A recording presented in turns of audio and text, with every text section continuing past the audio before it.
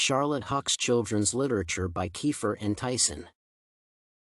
The given informative summary will focus primarily on the textbook titled Charlotte Huck's Children's Literature, a brief guide by Barbara Kiefer and Cynthia Tyson. Chapter 2 of the book begins with the reading interests and preferences of the target group. It is stated that teachers and librarians need to be sensitive to children's individual tastes, which often are unique and very particular.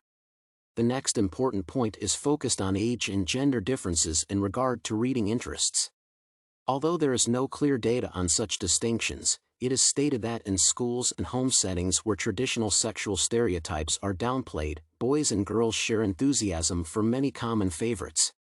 Therefore, ensuring the minimization of the impact of stereotypes is critical for equalizing reading interests. In addition, other factors, such as age, social influence, and book features, such as length, format, color, and illustrations, affect children's interest in reading. Other children's influence on a child's interests is significant, which is why educators need to allow children to voice their choices and preferences. It is important to note that various developmental characteristics determine a child's interest in books and response to the reading activity. It is stated that children are not miniature adults but individuals with their own needs, interests, and capabilities, all of which change over time at varying rates. In the case of physical development, it affects the attention span and interest since childhood is a phase of quick growth. It is stated that the age of onset of puberty figures prominently in an early adolescent's self-concept and influences book choices. For cognitive development, Jean Piaget proposed a framework which links intelligence development with child maturation and environment.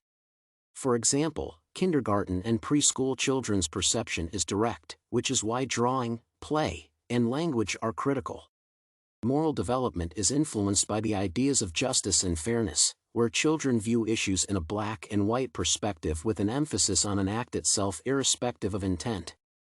Language development begins with infant babbling, and through active listening, improvisation, and trial and error, children master the language, and thus, texts with appropriate language format are crucial.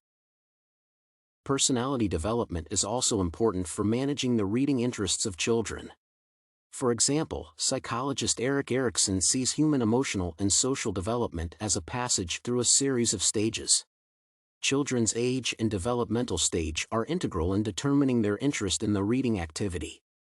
For instance, kindergarten and preschoolers are highly active with a short attention span, are curious, have little sense of time, perceive themselves as the center of the world, and make absolute judgments. For the early primary stages, the previous factors are enhanced, and they also develop empathy for others as well as humor. Middle elementary children are more independent, less egocentric, and peer group dependent.